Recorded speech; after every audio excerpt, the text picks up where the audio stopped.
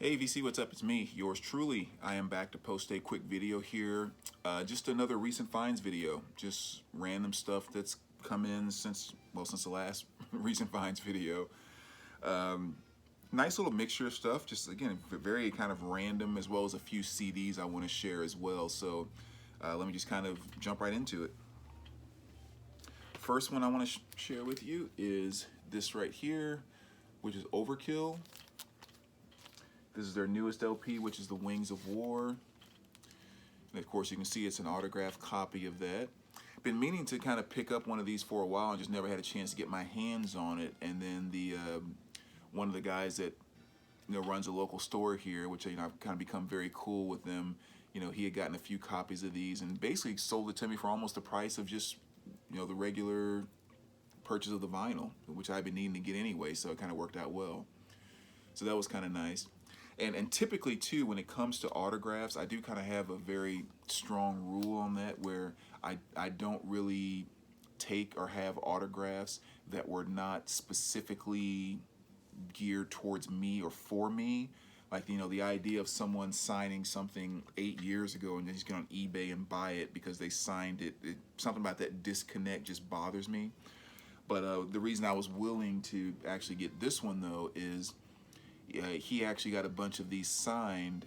He has connections with promoters, and anytime bands come into town, he always gets the green light to meet him, and he gets stuff signed all the time. His store has tons of autograph stuff. But basically the same night that I met Bobby and got all of my Overkill stuff signed was the same night that he got this signed as well. So I know something about that. It's just like this was signed at the same concert I was at, the same night I met Bobby and all that. So it felt a little more connected. So I was willing to, purchase an album that was autographed when it wasn't actually in my hands or signed specifically for me. But enough of a connection there to kind of ease my nerves. I've always been very adamant about that too. I don't know why that even bothers me so much to think about having an autograph that wasn't meant for me. But moving right along. A very nice pickup from the old school hip hop world here, which is Roxanne Shante and Sparky D. This is called Round One. One of the early, if not one of the first, the kind of actual battle rap albums. Sparky D and especially Roxanne, were both two MCs that just kind of were really coming up at the time when hip hop was first coming to the table. I think this was '85 when this came out.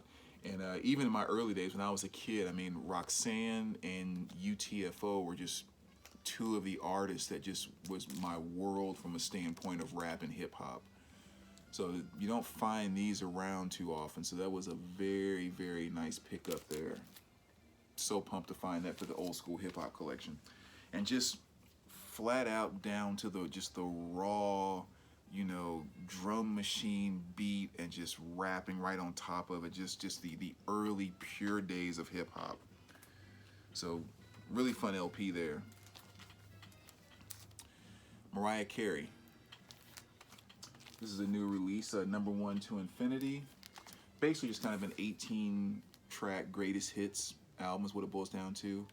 Which is really nice too, because I'm not a big enough fan of Mariah Carey to go buy any of her individual albums. I just don't like her that much. But when you take all of her greatest hits and kind of put them on a 2 LP set like this, definitely something I wouldn't mind having in my collection. Only down thing for me, great pressing, sounds fantastic. I mean, really, really good sounding pressing. Just my favorite, excuse me, my favorite song by her is not on here, which is Anytime You Need a Friend. I think that's definitely my favorite all-time track by her, especially the first verse and the first chorus. I mean, that whole is just freaking awesome. Matter of fact, I liked it so much back in the day when I used to be in the bodybuilding, when I was actually like buff. My first contest ever, that's the song that I posed to, and actually won Best Poser in that show. So yeah, that's just a song I'd always loved, and I wish that was on this album. But again, if you're just a general Mariah Carey fan, want to have just her good stuff, the hits and all that, great 2 LP set. And again, very, very impressive pressing. Sounds wonderful. Next here, Judas Priest. Firepower, just meaning to get a copy of that and finally stumbled across one at a good price. So that was definitely a good listen. I mean, I definitely love the album, so that's kind of nice. And actually, Monday, I'm going to see them live for the first time, so I'm really pumped about that. So cannot wait.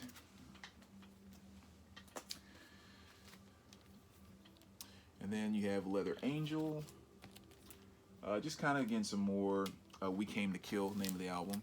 Just some more kind of early, you know, hairish metal type of stuff. Band I hadn't really known before, and about 2 years ago, local store, not a local store, a store a couple hours away that I go to quite frequently, walked in and he had this sitting on the counter. And I was like, oh, that's kind of neat. Can I take a quick listen to it? Blah, blah, blah. And I really liked it. And he said, yeah, I was sitting behind the counter, though, because there's a guy who saw it and said he wants to come back and pick it up. But if he doesn't, then I'll sell it to you. And, of course, he picked it up. And so that was about 1.5 years, 2 years ago. And went in a week or so ago, and boom, another copy just happened to fall into his lap. It's kind of a small store, too, so it's not one where you expect to see huge turnover on random things. But yeah, he got another copy, and, you know, it's kind of nice, too, because this is actually in a lot better condition than the other one was, which is nice. But, yeah, just kind of, you know, a girls' 80s hair band. I mean, it sounds just like it looks. Let's just put it that way. So, a fun album. 12-inch single, Q Lazarus, Goodbye Horses. So happy that they actually print or put this on vinyl. This is one of only, I think, 2 12-inch vinyls, brand new vinyl records I've ever bought in my entire life. I'm just not a huge 12-inch fan. You know, I have a few in my collection that I got used, you know, dollar bins and stuff like that. But I've never paid like $9, $10, $15 or whatever for a 12-inch single. And this was the first time that I have, but I'm just so happy that they finally got this on vinyl. And of course, the song Goodbye Horses is the one that most people know from Silence of the Lambs, but, you know, definitely just a killer track. And so it's, you know, you have the single version, and you have 2 different demos that she did, and then, of course, 3 other kind of B-side tracks there, which is kind of nice. But from what I understand, she was like a New York City taxi driver or something like that when she made the song and did the demos and all of that. And you can really tell, too, because the rest of the demo tracks on the album, they sound like something that was made, you know, on your couch while you were having dinner. So, really cool story with that. So, great reissue there. Next, we have the Isley Brothers. Grew With You Live. I believe this was an old record store day release. I found it in a discount bin. It was a brand new sealed copy, but it was marked like 60% off. So I was like, heck yeah, I'll take that. Colored vinyl for whatever reason. I don't know why. But yeah, just kind of has this 1980 live concert performance. A lot of their big hits with stuff like Summer Breeze and You Know That Lady, a bunch of other things. But my favorite song by them is Voyage to Atlantis. So just the fact that there was a live version of that on here was the main thing that made me buy it. That's my favorite song by them. The studio album version is a little bit too fast. I think it's more of a mellow, slower paced song than the original studio album version. But most of the live recordings that you hear of Voyage to Atlantis is a slower version. So the version on here is nice, but still not quite as nice as the version they did on a Sinbad Summer Jam, that concert series that the comedian Sinbad used to do. If you ever get it, I know there's a bunch of them on here on YouTube to look that up, and I mean the way they performed it there was just mind-blowing. But moving right along, Katie Lai, Little Steely Dan. As you can see here, a very nice Mo-Fi pressing. Classic albums. Definitely happy to get a nice Mo-Fi pressing of that. I wonder when they're going to redo or reissue more of this, or I don't think they've done any of the Steely Dan reissues on Mo-Fi, which I really wish they would, because it's good stuff. South Central Cartel, Madness. This goes back to my high school days. You know, back at the time, turning point in hip hop where You know, this was the era that was all about, hey, it's okay for us to cuss now, so let's figure out how many times we can say a cuss word inside of every line that we say, without, you know, really much depth to anything. And, you know, South Central Cartel was definitely right in the middle of all of that. You know, the Ghetto Boys, Willie D, and all that stuff. So quite frankly, a lot of the album, at least, you know, first side, I'm just not really even that fond of at all. I mean, I do not see myself like listening to that over and over again. But the second side is definitely kind of good, but really the song You Gets Clowned is the thing that made me buy that. I mean, that goes back to one of my favorite tracks from back in that time period. It was just freaking awesome. So that song alone was worth picking up this vinyl, in my opinion. So that's South Central Cartel. Marvin Gaye. And this is You're the Man. New release by him, which is basically just a bunch of unreleased tracks from somewhere around 1972-ish, early 70s. And it was just stuff that he pretty much completed, but just felt didn't fit on certain albums, or, you know, whatever the case may be. It's just kind of sitting on the shelf. So they put together this 2 LP set to kind of, you know, bring all that out and listen to the whole thing, and it's fantastic. It's definitely, you know, early 70s Marvin Gaye, going back into that, you know, I Want You and you know, Let's Get It On, and kind of that phase of Marvin Gaye, which I freaking love. So yeah, so if you're a Marvin Gaye fan, you will love this album. 2 LP set. And then there's a few pieces here, kind of some audiophile stuff. The first one here is Wynton Marsalis, self-titled. This is a half-speed master, which is a type of pressing I've never had before. So, you know, finding this on my favorite album by him, and then also having a chance to kind of check out what these half-speed masters are about, I was definitely kind of, you know, pumped about that. But fantastic jazz album. I do have a original pressing that's in fantastic condition. So if you are a huge fan of this album, let me know. But yeah, it is great. It's just such a, you listen to it from front to back, and it's like, there's some smooth jazz there, there's some regular jazz there, there's some free jazz elements there. I mean, just really kind of showing his skills all over the place on this album. So I love it. So I'm definitely looking forward to kind of seeing how the half-speed remaster compares to just the original pressing that I have. But great jazz album. And then a little VCLT from my boy Billy Hurst. You guys know Billy H here in the VC. He picked up Lyndon Ronstadt's Simple Dreams, not Sweet. And as you can see, it's on a super disc, this Nautilus super disc.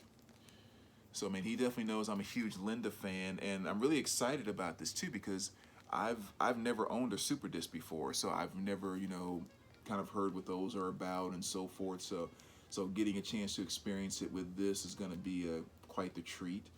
And of course, it'll probably end up just being one more thing that I want to start collecting and don't have the money to buy a lot of. But yeah, but it's kind of cool having my first super disc. So that's going to be nice to experience this as well. But a very awesome pressing from top to bottom. I mean, absolute mint condition. So yeah, Billy H, man, thanks a ton for that one.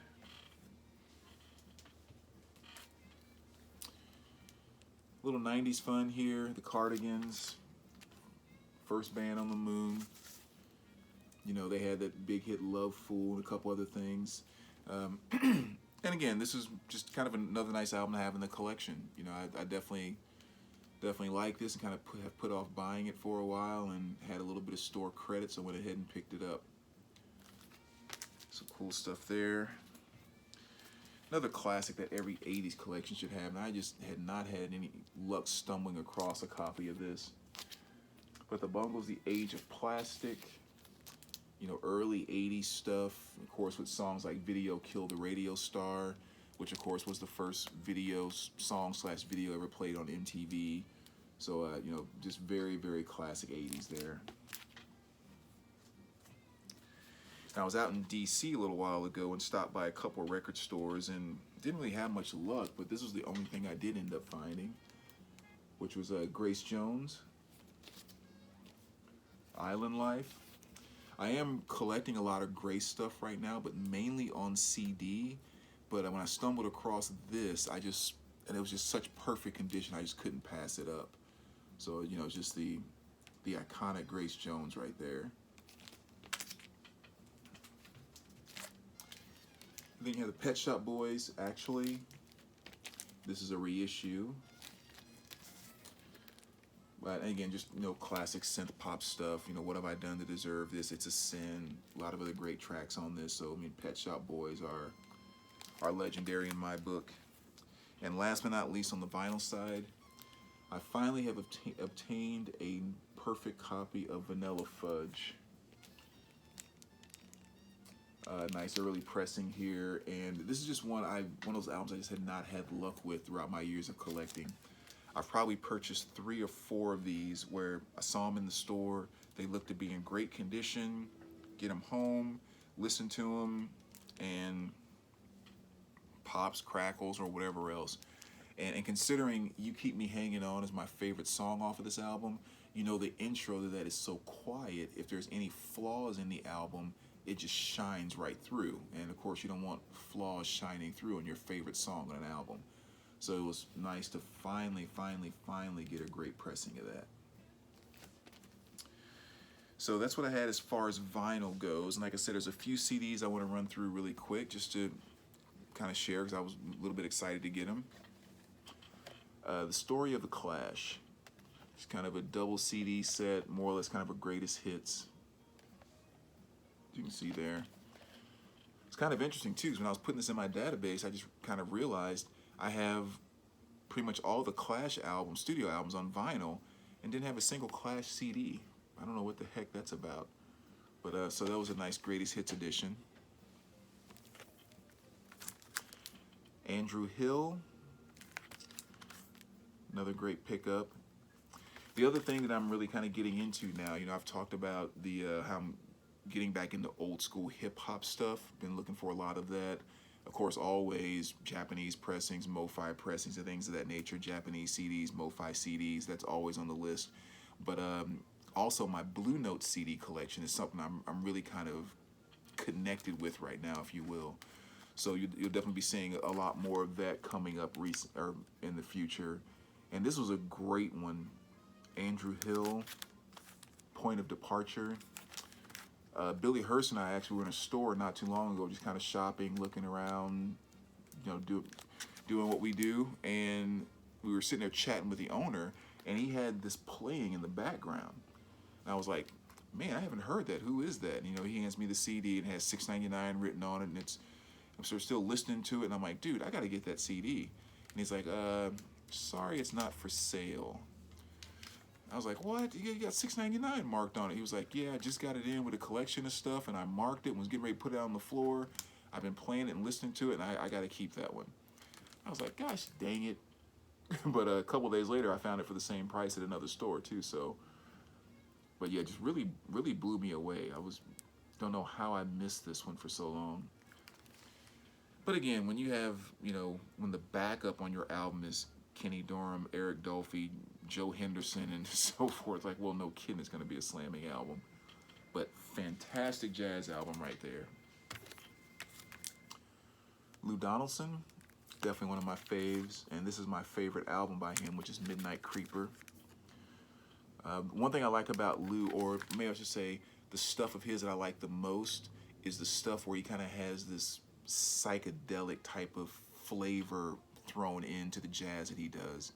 And this album is probably one of the best examples of that, and I love it to death. And the title track, Midnight Creeper, I mean, just great stuff. So I do have a vinyl reissue of it. It was kind of nice to get the CD there. Don Hathaway Live. Nice little Japanese CD there. Just some good old school R&B there. Little Herbie Hancock. Inford Isles there. Some more great Herbie stuff here. It was interesting listening to this one from front to back too, because there were a number of songs I heard on here that were samples that I didn't know were, you know, modern day samples I didn't know were sampled from this album. So that's always kind of interesting when you discover that old stuff like that. Some more Lou. I Play It Funky. More great stuff. Sonny Rollins, Volume 1. Everybody knows Sonny's a bad man. Yeah, I think that's pretty much it from the standpoint of